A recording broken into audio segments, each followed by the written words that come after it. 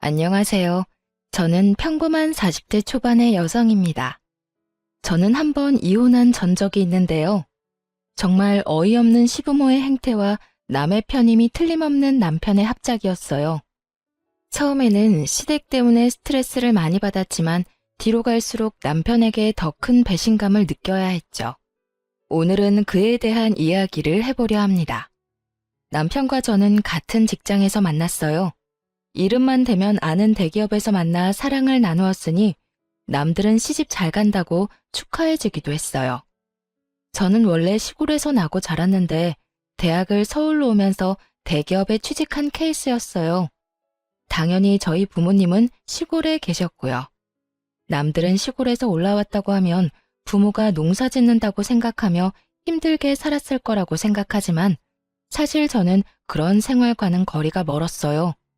할아버지 때부터 저희 집안은 동네 유지였고 땅과 건물을 여럿 가지고 있는 알부자였거든요. 아버지는 심지어 농사 짓는 분도 아니셨어요. 도시 쪽에 얻은 부동산으로 임대 수익을 얻으며 생활하셨거든요. 그래서 어린 시절부터 가난하게 살지는 않았어요. 다만 부모님 두 분 다 알뜰한 분들이라 허투루 돈을 쓰신 적은 거의 없었어요. 아버지도 자잘하게 돈을 쓰는 일은 거의 없으셨고 한 번 돈을 쓸 때는 통 크게 쓰는 편이었어요. 딸, 돈을 쓸 때는 말이다. 무조건 남들이 우와 하고 감탄할 만큼 써야 해. 그리고 쓰지 않을 때는 악착같이 아껴야 하고 왜인지 알겠어? 돈을 써야 할 때 찔끔찔끔 쓰면 해주고도 욕을 먹거나 상대방이 내가 도움을 줬다는 사실을 잊게 되는 일이 허다하거든. 그러니까 절대로 돈 쓸 때는 아끼지 말거라. 그리고 상대방이 나를 무시하는 것처럼 보일 때도 큰 돈을 써서 내가 쉬운 인간이 아니라는 걸 보여줘야 한다. 선수 필승, 그거야 그거. 그게 아버지의 입버릇이었어요. 돈을 쓰려면 남들이 다 감탄할 만큼 크게 쓰고 쓰지 않을 때는 악착같이 아끼라는 거요.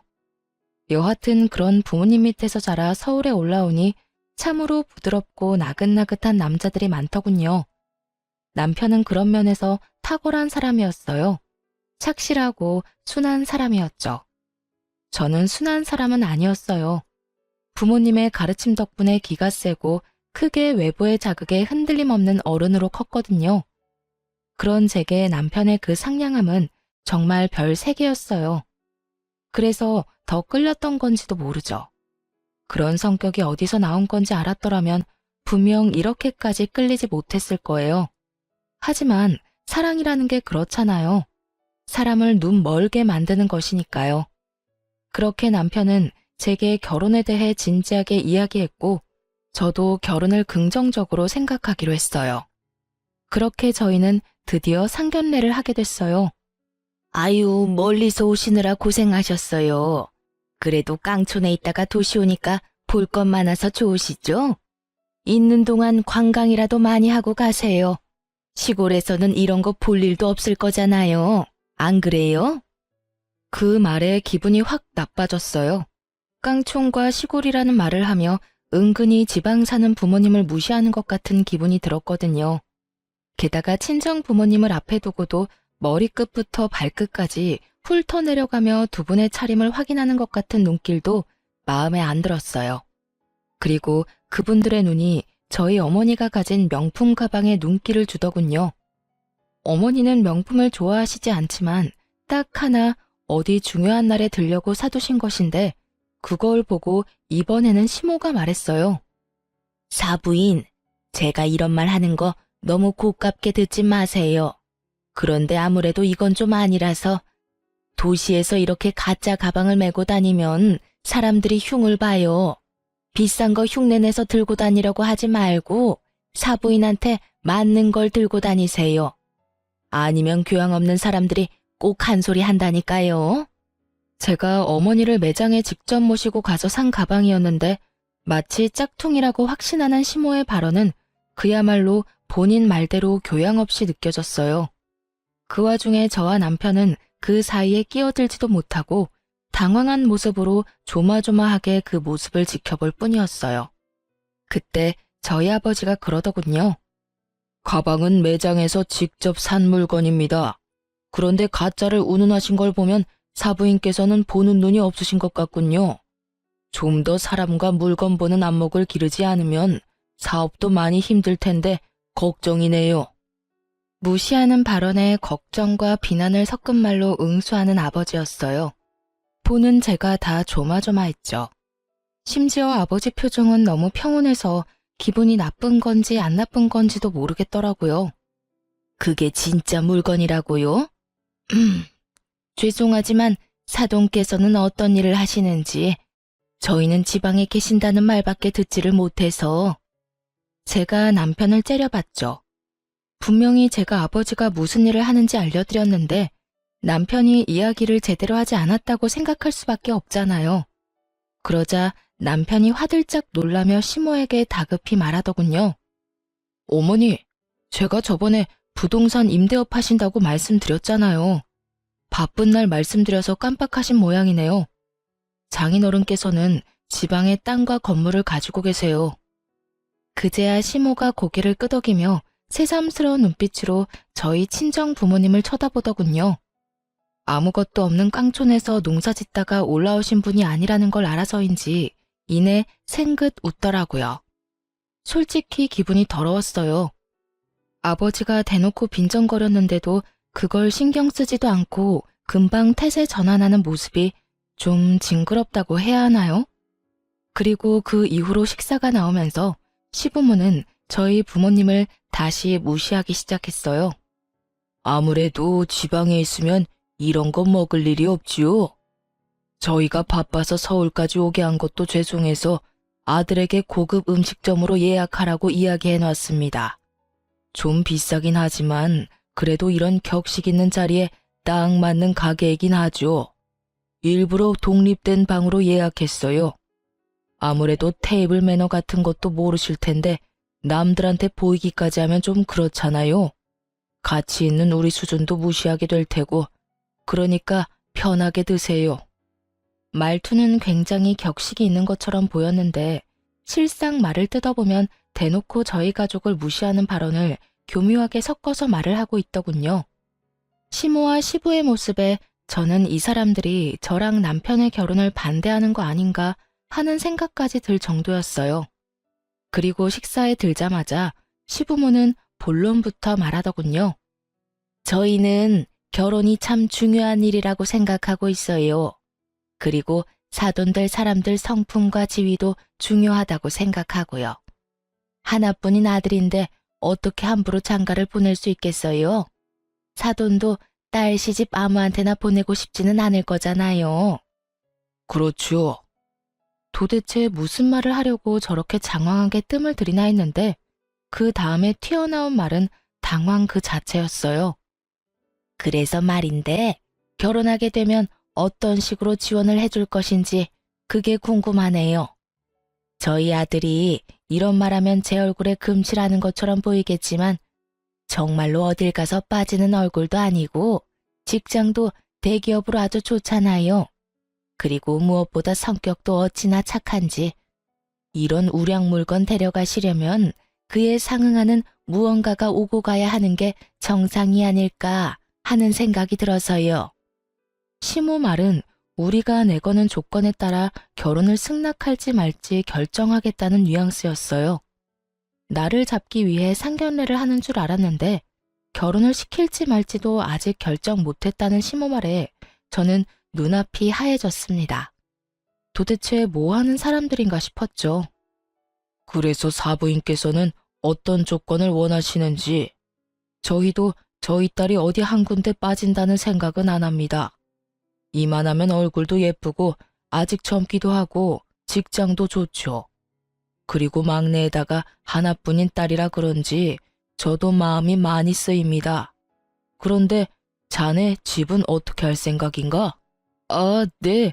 저희는 일단 전세부터 시작할 생각입니다. 저희는 대출이 잘 나와서 가능할 것 같습니다. 그리고 서울 외곽 쪽이면 돈도 좀 덜 들어서 그쪽으로 알아보고 있습니다. 집 살 돈은 얼마나 되지? 저는 5천만 원 정도 모아놨고 부모님이 1억 정도 마련해 주신다고 하셨어요. 나머지는 부부 둘이서 대출로 마련할 생각입니다. 아버지가 곰곰이 생각하더니 한마디를 툭 던졌어요. 1억 5천만 원 가지고는 서울에 괜찮은 집 마련하기가 불가능하다는 것쯤은 나도 잘 알고 있네. 그러면 내가 우리 딸아이를 위해서 신혼집을 마련해 주도록 하지. 20평대로 자네 회사 근처로 집을 찾아보게. 집은 내가 사주겠네. 그 말에 시댁 사람들 눈이 엄청 커져버렸어요. 본인들도 놀란 모양이었죠. 사돈, 서울에서 집을 사주는 건 몇 억 가지고 되는 문제가 아니에요. 아무리 구축이고 오래돼도 얼마나 비싼지 모르고 그런 말씀 하시는 것 같은데. 저도 압니다. 서울에도 제 건물이 있거든요. 평생 부동산 쪽에 있었는데 서울 시세도 모를까 봐요. 대출 같은 거 끼면 아까운 이자만 나가니까 저도 우리 귀여운 막내딸을 위해서 돈 쓰는 거예요. 그렇지 않아도 사돈댁이 사업하면서 큰돈 만지는데 우리 딸이 결혼해서 주눅 들면 안 되지 않습니까? 결혼은 격이 맞는 사람들끼리 한다는데 격이 안 맞다고 상대방이 생각하면 우리가 돈이라도 많이 써야지요. 마음 같아서는 다른 남자 데려오라고 하고 싶지만 딸애가 좋다고 하니 제가 힘 좀 쓰는 겁니다. 예상과 다르게 흘러가는 상견례에 저는 당황하기만 했어요. 아버지가 집 살 때 도움을 주겠다고 하시긴 하셨지만 나머지는 남편과 알아서 마련하라고 했었거든요. 그런데 갑자기 제게 신혼집을 사주신다니 저야말로 당황했죠. 어머나, 그러면 저희야 좋지요. 요즘 시대가 많이 변했잖아요. 꼭 신랑 쪽에서 집을 할 필요도 없는 거죠. 그럼 아들, 그 5천만 원은 필요 없는 돈이니까 아껴두고 너희 결혼 후에 필요한 일이 있으면 쓰렴. 사돈 어른께서 이렇게 통 크게 집을 사주신다고 하시니 얼마나 다행인지 모르겠네요. 참 좋은 분들하고 사돈을 맺게 돼서 참 기쁩니다. 신혼집을 저희 아버지가 산다는 말에 시모의 말투는 완전히 바뀌었어요.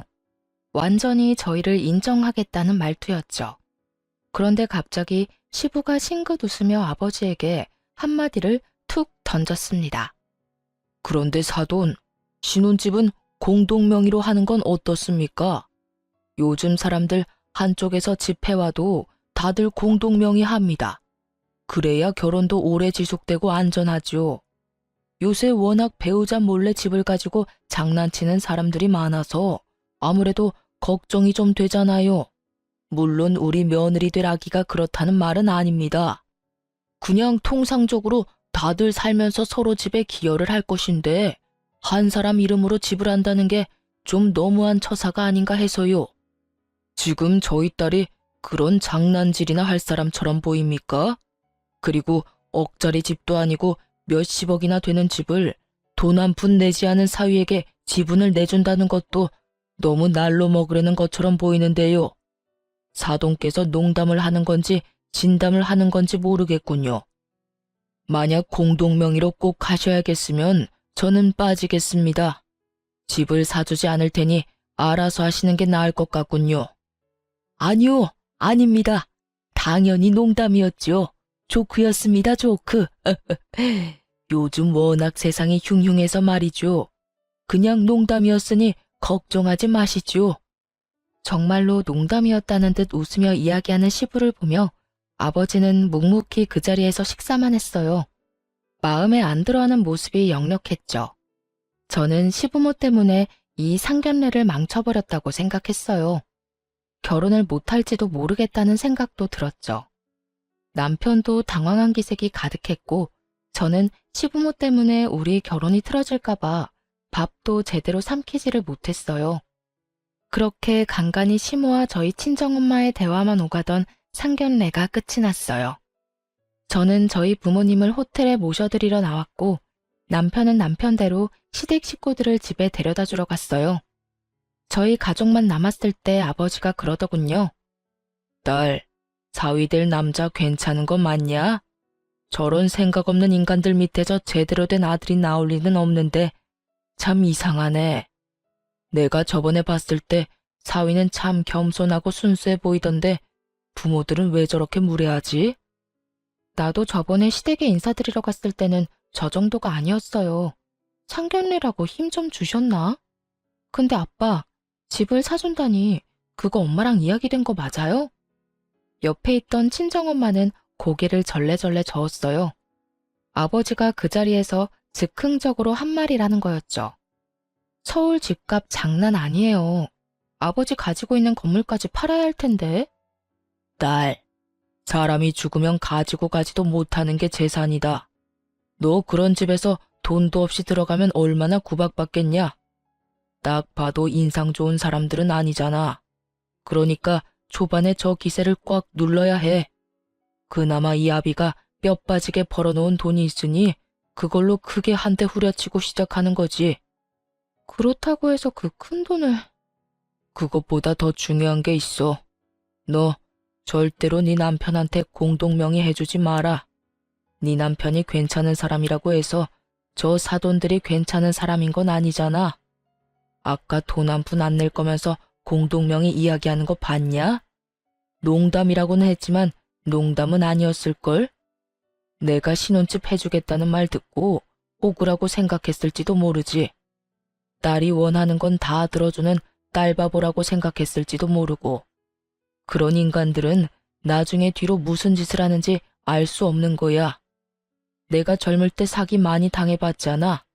그러니까 첫째도 의심, 둘째도 의심이야. 알았어?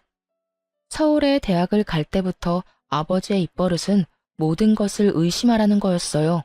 사실 그 덕에 범죄 피해를 잘 빠져나갈 수 있긴 했죠. 서울이 이상한 곳이라기보다는 엄청난 사람이 여기저기서 몰려오니 확률적으로 범죄를 맞닥뜨릴 일도 많다는 거거든요. 게다가 일거수일투족이 다 소문나는 시골과 달리 서울이라는 곳이 워낙 크고 이웃 간에 가깝지 않은 곳이기도 하니까요. 그래도 아버지가 결혼을 하지 말라고 하지 않은 건 남편의 착한 모습 때문이었을 거예요. 그렇게 저희는 결혼을 할 수 있게 됐죠. 결혼을 하고 시댁에 갈 일은 많지 않았어요. 남편이 불편한 제 마음을 헤아려줬고 시댁과의 만남을 최대한 피할 수 있게 해줬거든요. 그런데 결혼하고 1년쯤 지났을 때 시댁에 큰일이 벌어졌어요. 시부가 하던 사업이 실패하면서 시댁 집까지 팔아야 하는 상황이 되어버렸거든요. 그전에도 사업이 잘 안 돼서 2번 망한 적이 있긴 했는데 그때는 본인들이 가진 돈으로 사업을 하다 망했고 이번에는 투자금까지 받아서 어떻게 해보려다 망한 거라 그 투자금을 다 돌려줘야 하는 상황이 된 거죠.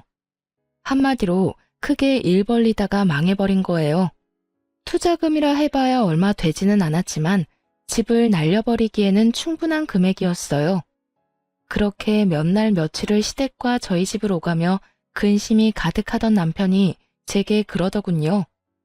혹시 우리 집 담보로 대출 좀 받을 수 있을까? 대출 받은 건 내가 다 낼 거야. 지금 좀 급해서 그래. 부모님 지금 당장 살 곳도 없으시고. 그 말에 정신이 번쩍 들었어요. 상견례 끝나고 했던 아버지 말이 생각났거든요. 아빠한테 물어볼게. 내 명의이긴 하지만 아버지 돈으로 낸 집인데 내가 그런 중요한 걸 선택하는 건 좀 아니잖아. 잠깐만 기다려봐. 저는 아버지와 통화를 했고 아버지는 그걸 듣더니 절대로 집 담보로 대출받지 말고 일단 남편 데리고 친정에 한번 내려오라고 하더군요. 그렇게 남편을 데리고 친정에 갔어요. 남편은 저희 아버지가 혼날 거라고 생각했는지 안절부절 못하는 모습이었어요. 그래, 자네 돈이 필요하다고? 네, 저희 부모님 사업이 망해서 지금 당장 집 얻을 돈도 없어서요. 집을 담보로 대출을 받으려고 하는데 장인어른 허락을 받아야 한다고 해서. 자네 집 살 때 쓰려던 5천만 원은 어쩌고? 그걸로 부모님 집 얻어드리면 되지 않나? 그게 사업 망하고 빚쟁이들이 밀려오는 바람에 제 돈까지 부모님이 빌려가셨어요. 저는 지끈거리는 머리를 손바닥으로 감쌌어요. 이 시부모들이 남편이 모아놓은 돈까지 싸그리 끌어당겼었던 거예요. 남편은 저에게 말도 없이 그 돈을 시댁에 홀라당 줘버렸고요. 만약 그 돈이 저희가 부부 생활 중에 모은 돈이었다면 화가 엄청 났을 테지만 결혼 전에 모은 돈이었고 부모가 빚쟁이에게 쫓기니 쓸 수밖에 없었다는 점 때문에 저도 남편에게 따질 수도 없는 입장이었어요. 다만 걱정이었죠. 이러다가 우리 집까지 그 불똥이 튈까봐 말이죠. 그렇군. 그러면 내가 1억을 빌려주겠네. 대신 차용증은 써야 하는데 괜찮은가? 네, 괜찮습니다. 빌려만 주시면 제가 매달 잘 갚겠습니다. 원금은 자네가 부담 안 될 정도로 갚으면 되고 이자는 안 받도록 하겠네. 대신 조건이 좀 까다로운데 잘 읽어보고 결정하게. 저와 남편이 차용증에 쓰인 내용을 읽어봤는데 2가지 항목이 밑에 추가로 적혀 있었어요. 한 가지는 신혼집을 담보로 대출을 받게 되면 일시 상환을 해야 한다는 조건이었고, 저와 남편이 이혼을 하게 되면 또 일시 상환을 해야 한다는 거였죠. 아무래도 내가 임대업 하면서 사기를 하도 많이 당해서 이런 계약서나 차용증은 좀 꼼꼼하게 쓰는 편이네. 어떻게든 허점을 이용해서 빠져나가려는 사람이 많거든. 그렇군요. 저는 괜찮습니다, 장인어른. 저희가 이제 막 결혼했는데 헤어질 일도 없고 신혼집도 아내 명의이니 아내 허락 없이는 어떻게 하지도 못합니다. 매달 원금만 조금씩 갚아도 되는 조건이면 다른 어떤 곳에서 빌리는 것보다 훨씬 좋은 조건인데요. 저희 상황 생각해 주셔서 이렇게 빌려주시는 거 너무 감사합니다. 남편은 호언장담을 하며 도장을 꾹 찍더군요.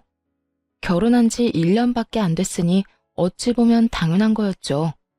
저도 이혼할 생각은 없었으니까요. 그래서 아버지가 남편을 도와주려 하는 것에 감사했어요. 꼼꼼하게 써넣은 항목들도 저희가 지키기 쉬운 것들로 넣어준 거라고 생각했어요. 남편은 그 돈을 가지고 시부에게 바로 집을 하나 얻어줬습니다. 1억에 대출까지 껴서 겨우 전셋집을 얻을 수 있었어요. 어머니, 아버지, 장인어른께서 무이자로 돈을 안 빌려주셨으면 진짜 이 집도 못 구할 뻔했어요. 다음에 선물 사들고 찾아뵙기로 했어요. 이 사람한테도 더 잘해야겠다 싶고요. 남편이 그 말을 하며 저를 바라보며 싱긋 웃었어요. 저도 그런 남편을 향해 웃어 보였어요. 아버지의 호의 덕분에 급한 불을 끄게 됐으니 저도 마음이 좀 홀가분했거든요. 그런데 그런 제 마음에 시모가 찬물을 탁 끼얹더군요. 그래? 1억이 뭐 큰 돈은 아니지. 그리고 그 돈 빌려준 게 사돈 어른이지 며느리는 아니지 않니? 얘한테 잘해줄 건 뭐야? 너 돈 때문에 잡혀 살면 안 된다. 도와줄만 하니까 도와준 거야. 너 보고 도와준 걸 며느리 덕으로 돌리는 것도 이상하고. 그리고 며느라가, 너도 네 아버지 돈으로 우리한테 생색낼 생각은 하지 마라. 그 돈이 네 돈은 아니잖니? 나는 며느리 눈치 보며 살 생각은 없어. 어차피 그 돈도 그냥 준 게 아니라 빌려준 거고 원금 꼬박꼬박 갚을 건데 우리가 너희 가족한테 굽실거리는 것도 이상하잖아. 그치? 시모의 말에 저는 입을 다물지 못했어요. 참, 사람 도와주고 이런 식으로 취급받을 줄이야. 그런데 그 뒤가 더 문제였어요. 그리고 이번에 김장해야 하는데 우리는 이사 때문에 힘들 것 같으니 너 혼자 김장 좀 해서 김치 보내거라. 나는 가게에서 파는 김치는 맛이 없어서 못 먹거든. 그리고 젓갈 많이 들어간 것도 못 먹으니까 참고하고. 아, 그래도 한 30포기는 넘게 해야 할 거야. 우리 집에 10포기, 너희 10포기, 할머니네 10포기. 다 되면 집으로 갖다 줘. 알겠니? 그 이야기를 듣는데 완전 골이 띵하더군요. 같이 하자고 했으면 이 정도로 열받지는 않았을 겁니다. 저희 집도 시골에서 김장 엄청 많이 하거든요. 그런데 그걸 혼자서 하는 건 절대 아니었어요. 김치를 가져갈 사람들은 다들 모여서 함께 하는 거였으니까요.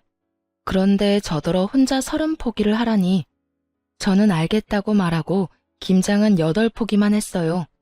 저희 먹을 것만 해서 김치 냉장고에 넣어두고 시댁과 시조모 댁에 보낼 김치는 인터넷으로 주문했어요. 그리고 2분 주소를 남편에게 알아내서 김치를 보내드렸죠. 이틀 뒤에 시모에게서 전화가 왔습니다. 야, 너 이게 뭐 하는 짓이야? 김치를 사서 보내? 내가 김장김치해서 보내라고 했지 사서 보내라고 했니? 어머님, 죄송한데 저 혼자 30포기는 못해요. 그래서 사서 보내드렸는데 문제라도 있으신가요? 입맛에 안 맞으면 반품하시고 다른 거 사시면 될 것 같은데요. 그 문제가 아니잖아. 30포기 누가 혼자 하라고 했니? 친정 가서 해오면 되지. 지금 시댁김치를 친정에서 해서 가지고 오라는 말씀이신가요? 그래. 너 혼자 못하겠으면 그렇게 하면 되지. 내가 분명히 말했지. 나는 시중에 파는 김치는 못 먹어. 저희 친정어머니가 왜 어머님 드실 김치를 해야 해요? 저희 어머니를 설마 가사도우미 정도로 생각하시는 건 아니시죠? 저는 어이가 없었어요. 불과 얼마 전에 우리 부모님한테 돈 빌려갔잖아요. 그런데 저뿐만 아니라 저희 부모님까지 끌어들여서 시집살이를 시키려 하는 꼴이 정말 너무 웃겼어요. 사돈한테 돈 빌려간 주제에 마치 주인이라도 된 마냥 굴더군요. 난 그런 생각 한 적 없어. 오히려 네가 우리를 얼마나 무시했으면 내 말은 들은 채도 하지 않고 김치를 사서 보냈겠니? 정말 며느리라고 하나 있는 게 이렇게 생각이 없어서 어쩌니? 이런 일 하는 게 며느리야. 결혼한 지 얼마나 됐다고 벌써 시어머니를 이겨먹으려고 해? 어머님, 인간적으로 30포기를 혼자 하라거나 나누지도 않을 친정엄마와 함께 하라고 하는 게 더 저희를 무시하는 것 같은데요. 김치는 보냈고 마음에 안 드시면 반품하고 이번에는 어머님이 직접 주문해서 드세요. 요즘 파는 김치도 맛있게 잘 나와요. 그리고 요즘 세상에 며느리가 시댁 일꾼이라고 생각하는 것도 진짜 구식인 건 아시죠? 저는 그렇게 이야기하고 전화를 뚝 끊었어요. 시모가 열받았는지 남편에게 전화해서 난리를 쳤더라고요. 그날 저녁에 남편이 저희 집에 와서 그러더라고요. 여보, 도대체 어머니랑 무슨 일이 있었길래 어머니가 그렇게 화가 나셨어? 어머님이 나더러 김치 30포기를 혼자서 하라고 하더라고. 그래서 우리 먹을 8포기만 하고 어머님 보낼 김치는 인터넷에서 사서 보내드렸지. 이 일에 어디에서 화를 내는지 모르겠네. 우리 엄마 입이 좀 까다로우셔서 시중에 파는 김치는 못 드시는데 웬만하면 김치에서 갖다 드리지 그랬어. 남편의 이야기에 저는 화가 났어요. 그러면 김장을 같이 하자고 말씀하셨어야지. 나 혼자 30포기를 어떻게 하라는 말인데? 그럼 당신이 나랑 같이 김장할래? 그리고 어머님이 우리 친정엄마까지 끌어들였다고. 장모님을? 그래. 30포기 혼자 하기 힘들어서 안 했다니까. 그러면 친정엄마랑 같이 해서 보내야 했던 거 아니냐고. 우리 엄마가 식모야? 김치 만들어서 시어머니한테 갖다 바치는 게 말이 되냐고. 이참에 이야기할게. 당신 어머님한테 이야기 좀 해. 제발 상식적으로 행동하시라고. 내가 당신한테 이런 이야기 하는 거 싫은데 부모님 그 집도 우리 아버지한테 빌린 돈으로 마련한 거잖아. 그러면 적어도 우리 부모님은 건드리지 말아야지. 제 말에 남편은 우물쭈물 쩔쩔매며 아무 말도 못하더군요. 겨우 시어머니에게 이야기해보겠다는 말을 들었을 뿐이죠. 그런데 며칠 뒤 더 경악할 만한 일이 벌어졌어요. 시모는 제 상상을 뛰어넘는 뻔뻔함을 지녔더라고요. 돈 1억을 남편이 빌려갔는데 저희 어머니에게 전화해서 돈을 더 요구했다고 하더군요. 예, 너희 시어머니 진짜 너무한다. 우리더러 돈 많으니 돈 좀 더 달라며 돈 맡겨놓은 사람처럼 떼를 쓰는데 아휴, 내가 정신이 없어서 너희 아버지 바꿔줬더니 너희 아버지랑 싸우고 난리가 났어 얘. 저는 정신이 아득해지는 걸 느꼈어요. 결국 친정아버지가 화가 잔뜩 난 채로 저희 집에 찾아왔어요. 그리고는 시댁 어른들 불러오라며 난리였죠. 결국 남편에게 시부모님 모시고 오라고 전했어요. 남편은 화난 장인의 모습에 시모에게 도대체 무슨 짓을 저질렀냐고 물었고 시모는 자기는 잘못한 거 없다며 당당하게 저희 집에 왔더군요. 사부인, 아무리 그래도 이건 너무하지요.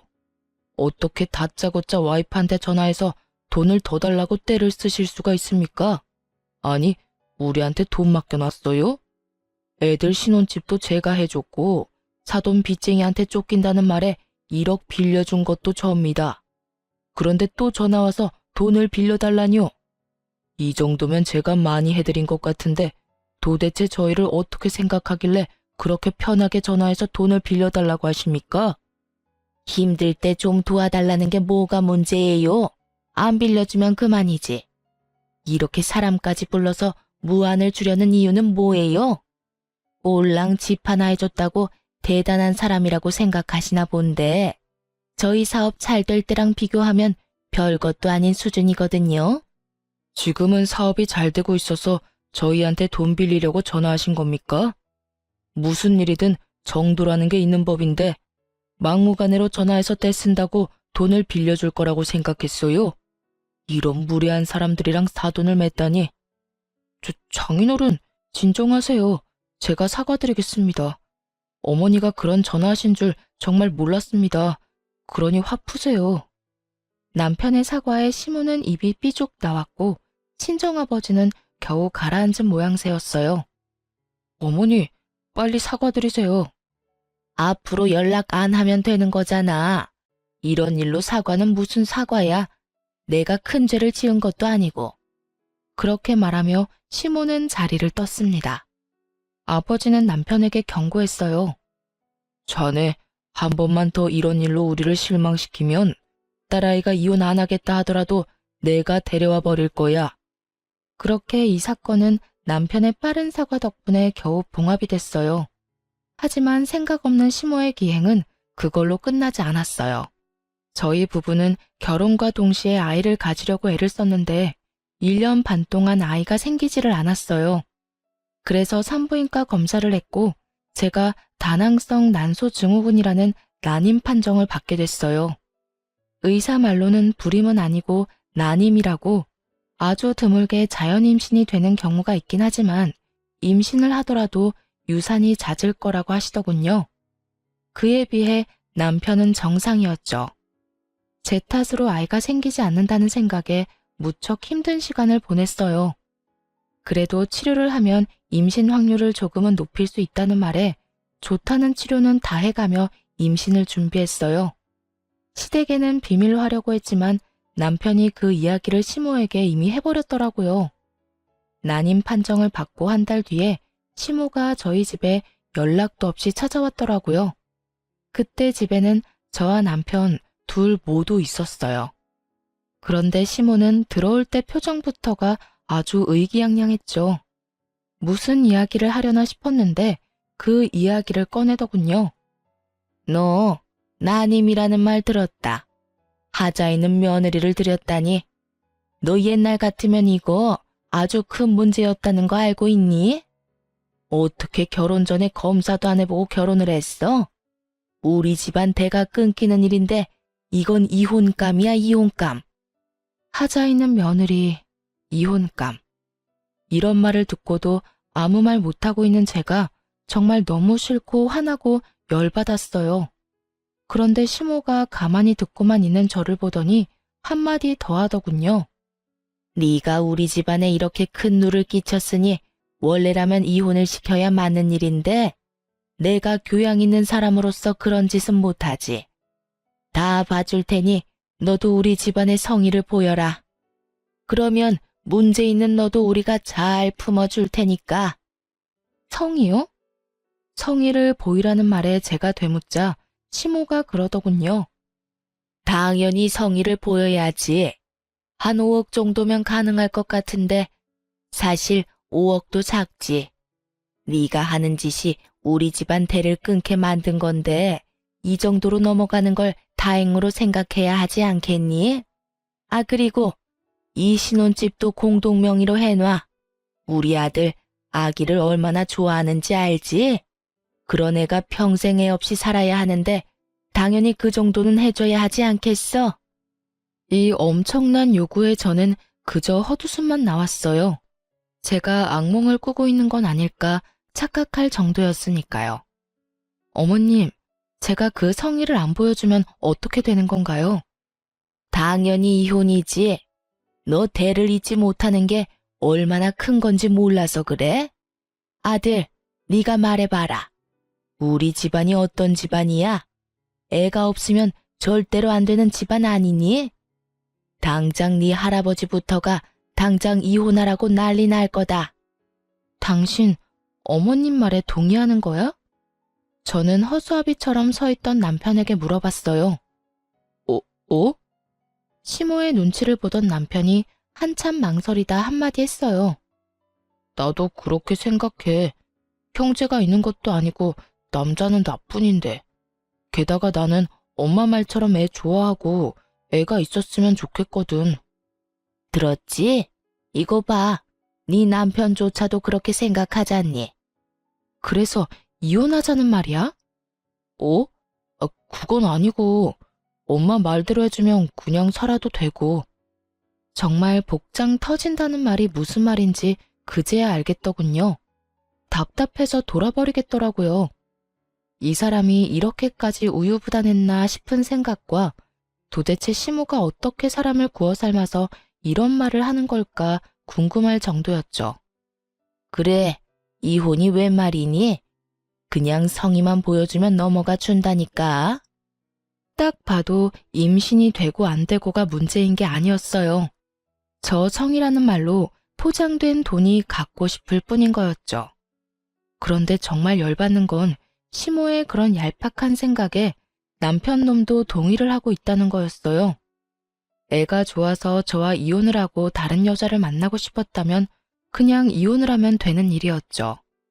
그런데 그런 말을 하면서 이혼은 안 하고 그냥 살자니 돈 때문인 게 너무 티가 나잖아요.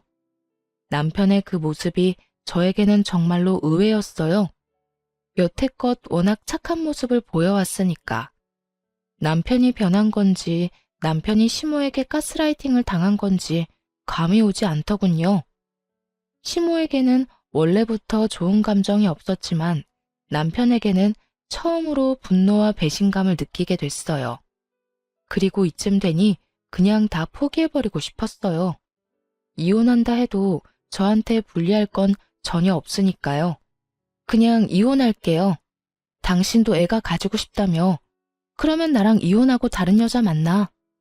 저의 이혼 선언에 시모가 깜짝 놀라더군요. 너 정말 이혼할 거야? 이혼하면 너한테 불리한 거 알고 있니? 너 임신 안 되는 것도 이혼 사유다. 그리고 재산 분할 같은 것도 똑바로 해야 하고 위자료도 내라면 확실하게 내야 하는 거 알지? 그리고 이혼도 네가 먼저 이야기한 거니까. 불리하든 말든 이혼하자고요. 그거 원하시는 거 아니었어요? 애도 못 낳는데 뭐하러 같이 살아요? 지금 보니까 저 남자 나한테 마음이라고는 한 조각도 안 남은 빈 껍데기처럼 보이는데 원하시는 대로 하세요. 5억의 공동명의? 어디서 날로 먹으려고? 일단 지금 당장 둘 다 이 집에서 나가세요. 여기 내 집이니까. 당신도 나랑 이혼하고 싶다고 했으니 이 집에서 나가고. 그렇게 두 사람을 내쫓고는 이혼 소송을 진행했어요. 아버지는 오히려 잘 됐다며 이혼 판결만 나면 빌려준 돈 싹 다 가져오자며 아주 벼르고 계셨어요. 위자료도 다 뜯어내자고 말이죠. 남의 딸 눈에 눈물 나게 만들면 제 자식 눈에도 피눈물 나는 거 알아야 한다면서 아주 이를 갈고 계시더라고요. 그런데 이혼 소송이 진행될수록 뭔가 자기들이 생각한 것이 아니라고 생각했나 봅니다. 시모가 저희 친정어머니에게 전화를 했다고 하더라고요. 제가 시모 전화번호를 스팸 처리해 놓은 바람에 생긴 일이었죠. 제가 연락도 안 되고 얼굴도 못 보니 결국 저희 친정엄마에게 전화해서는 며느리한테 잘 좀 이야기해 주라고 이혼 없던 일로 하면 안 되냐고 전해달라고 했다는 거예요. 정말 뻔뻔하기가 대단한 사람들이야. 내 딸 가슴에 대못을 박아놓고 뭐? 내가 진짜 얼굴이 앞에 있었으면 머리끄댕이를 잡아당겨서 머리털을 다 뽑아놨을 거야. 저것들이 아직 제정신을 못 차렸어. 이제 와서 보니까 자기들한테 전혀 유리한 조건의 이혼이 아니었다는 걸 알아챈 거지. 보통은 이혼하기 전에 다 알아보는 거 아니야? 내가 이혼 안 하고 돈 줄 거라고 철석같이 믿었나 봐. 임신 안 되는 것도 서러운데 돈까지 내고 서러워야 해? 그런 취급 받을 바에야 평생 혼자 살고 말지. 그런데 시모의 그 연락이 끝일 거라고 생각했는데 일 끝나고 회사에서 나오는데 남편 놈이 저를 기다리고 있더군요. 같은 회사지만 부서가 달라 필사적으로 피해 다녔는데 결국은 출입구에서 기다리고 있으니 피할 방법이 없었죠. 남편은 굉장히 어정쩡한 얼굴로 저를 기다리고 있었어요. 미안한 것도 아니고 화난 것도 아니고 딱 누가 시켜서 찾아온 것 같은 얼굴이요. 얼떨떨한 표정으로 저를 부르더라고요. 난 당신하고 할 말 없는데? 여보, 나는 할 말 있어. 잠시면 돼. 잠깐만 들어줘. 내가 그때 한 이야기는 정말로 다 거짓말이야. 난 여전히 당신 사랑하고 있고 아이가 없더라도 당신하고 헤어지고 싶은 생각 절대로 없어. 이건 진짜 내 진심이야. 그러니까 우리 이혼 없던 걸로 하면 안 될까? 당신 없으니까 너무 허전하고 힘들어. 웃기고 앉아있네. 당신 그거 전혀 진심으로 안 들려. 그런 말 하고 싶었으면 내가 어머님한테 그런 취급 받았을 때 했어야지.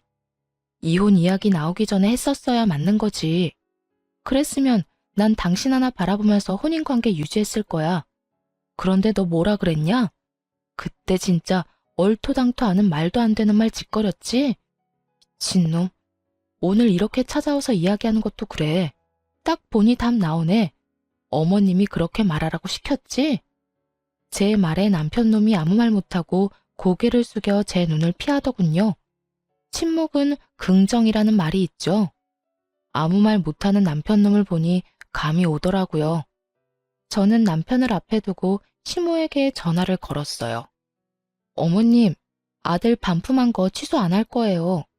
반품하라고 한 것도 어머님이면서 왜 다시 돌려주려고 하세요? 그러지 마세요. 이미 애착 같은 거 없어요. 이혼소송 불리하게 진행되는 것 같아서 속상하신 건 알겠는데 그러게 왜 처음부터 알아보지도 않고 일을 진행해서 이렇게 후회할 짓을 만들었어요? 어쨌든 이런 식으로 저희 부모님한테 연락하거나 이 인간 이용해서 이혼 번복하려고 하지 마세요. 저는 이혼 꼭 할 거니까요. 며느라가, 아가, 내 말 좀 들어봐라. 나는 당연히 결혼을 했으니 재산 분할이 조금이라도 될 줄 알았어. 그런데 혼인 기간이 짧으면 그게 인정이 안 될 가능성이 높다네. 그리고 나는 차용증에 대해서 제대로 몰랐지 않니? 그런 항목이 있었으면 절대로 이혼 이야기도 안 꺼냈을 거야. 이혼하면 빌린 돈을 무조건 갚아야 한다는 조건이라니 너무하지 않니? 아무리 그래도 우리 사정도 봐줘야지. 어떻게 지금 당장 1억을 어디서 구해? 그건 그쪽 사정이고요. 아주 호언장담을 하면서 도장을 찍은 건 남편이고 그 호언장담도 깨가며 이혼 원한 것도 남편이거든요. 이혼 등떠민 건 어머니고요. 그래, 그건 나도 인정하마. 하지만 그런 조건에 대해 상세하게 이야기 안 해준 네 잘못도 있지. 애는 없어도 된다. 얘야, 그러니까 이혼만은 좀 어떻게 안 되겠니? 나는 이혼 안 하는 게 훨씬 좋은 것 같아. 왜요? 저는 하는 게 좋을 것 같은데요. 난임이라는 거 하나만으로 저를 하자 있는 인간으로 몰아서 친정의 돈까지 뜯어내려고 하더니 결국 가지고 있는 모든 걸 잃으셨네요. 그냥 가만히 아들 부부 놔뒀으면 그래도 빌린 돈은 보전할 수 있었을 텐데. 저희 이혼하게 만드신 것도 모자라서 사람 약점 가지고 뒤흔든 고약한 마음씨 잘 봤어요. 그래도 결혼 초반에 알게 돼서 천만다행이에요. 잘못했으면 저도 못 빠져나올 뻔했으니까요. 앞으로 연락하지 마세요. 연락하면 스토커로 신고할 거예요. 그리고 이 인간 시켜서 말 전하게 하지도 말고요. 저 이미 이 사람한테 정 다 떨어졌어요. 그렇게 말하고 전화를 끊자 남편 놈은 더욱더 고개가 아래로 파고들더군요. 이 인간이 이 정도로 마마 보일 줄은 결혼할 때만 해도 몰랐어요. 그냥 남 생각 잘하는 착한 사람이라고 생각했는데 제가 깜빡 속았던 거예요. 앞으로 이런 일로 내 앞에 얼굴 보이지 마. 재수없으니까. 내가 이런 말 했다고 화낼 건 아니지? 너 딱 재수없게 행동했잖아. 애가 가지고 싶어서 이혼을 하고 싶어? 입에 침이라도 바르고 거짓말을 해. 부모 말 그대로 전달하는 앵무새 같은 인간아. 너 같은 마마보이하고 결혼한 게 내 인생의 유일한 오점이야. 그렇게 쏘아붙이고 뒤도 돌아보지 않고 남편을 내버려 두고 나왔어요. 그리고 이혼 판결 나고 저는 직장 지인들에게 이혼 사실을 알렸어요. 결국 난임을 이유로 이혼까지 요구했다는 게 소문나기 시작하면서 남편의 회사 내 입지도 확 줄어들어 버렸죠. 평판까지 나빠지게 됐고요. 그래도 좋은 직장이라 퇴사는 하지 않고 잘 버티고 있더군요. 그렇게 2년을 그 인간 얼굴을 가끔씩 마주치면서 일을 다녀야 했어요. 그것도 저에게는 굉장히 곤혹스러운 일이었죠. 그렇지만 저는 이혼 2년 만에 재혼에 성공하게 됐어요. 정말 기적 같은 일이 벌어졌거든요. 난임이라고 자연임신이 힘들 거라는 의사의 말이 있었지만 자연임신에 성공했거든요. 남편과 헤어지고 만나던 연인이었어요. 난임이라는 걸 미리 이야기하고 만난 아주 좋은 사람이었고 어쩌다 보니 속도 위반으로 애가 생겨서 결혼을 하게 됐거든요. 저는 전 남편과 살던 집의 인테리어를 싹 다 고쳐서 다시 새로운 재혼남과 신혼집을 꾸렸어요. 게다가 임신 5개월에는 결혼식까지 했거든요. 저는 재혼이라 규모를 좀 작게 하긴 했지만요. 그런데 결혼식 직후에 전 남편이 저를 찾아와서 엄청 따지더라고요. 난임이라는 거 거짓말이었어? 너 딴 남자 만나려고 나한테 거짓말했지? 당신이 거짓말한 거면 우리 이혼은 무효라고, 무효. 이보세요. 저랑 인연 끝난 지 벌써 2년이 넘었어요. 뭘 거짓말하고 말 게 어디 있어? 너 의사 말 제대로 듣기는 했어? 불임이 아니라 난임이라고 했잖아. 자연임신 되는 케이스도 드물게 있다고. 다 듣고도 사람 불임 취급하면서 이혼하자고 한 게 누군데? 세상 모든 사람이 나한테 임신에 대해 의심해도 너만은 그딴 말하면 안 되지. 직접 듣고 봤으면서 어디서 헛수작이야? 그리고 나 버린 게 너잖아. 잊어버렸어? 아니면 기억을 너 좋을 대로 바꾸고 있는 거야? 나는 영원히 그거 못 잊어. 네가 한 그 정신 나간 소리. 그러니까 이제 와서 정신 나간 짓 하지 말고 몇 해 했던 것처럼 해. 내 앞에 나타나지 말라고. 그렇게 화를 내고 저는 돌아왔어요. 그리고 곧바로 출산 휴가에 들어갔어요. 복덩이 같은 아들을 낳고 나서야 회사 동료에게 이야기를 전해 들을 수 있었어요. 전 남편 놈이 결국에는 회사를 그만두고 나갔다고 하더라고요. 제 이야기가 뭔가를 느꼈는지는 알 수 없지만 그래도 안 보고 사는 건 속이 시원했어요. 마마보이. 말로만 들었던 충격적인 사람들은 애초부터 거르는 게 맞는 것 같아요. 사람 착해 보이는 모습으로 눈을 속일 수 있으니 글 읽고 계신 분들도 주의를 기울이시는 게 좋을 거예요. 정말 처음에는 아주 감쪽 같은 정상인처럼 보이거든요. 어쨌든 저는 외동아들 키우며 힘들지만 즐거운 날들을 보내고 있어요. 애를 키우면 엄청 힘든데 그 힘든 일들이 전 남편과의 결혼 기간에 비하면 훨씬 수월하더라고요. 앞으로도 재혼한 남편과 아이와 행복하게 지낼 거예요.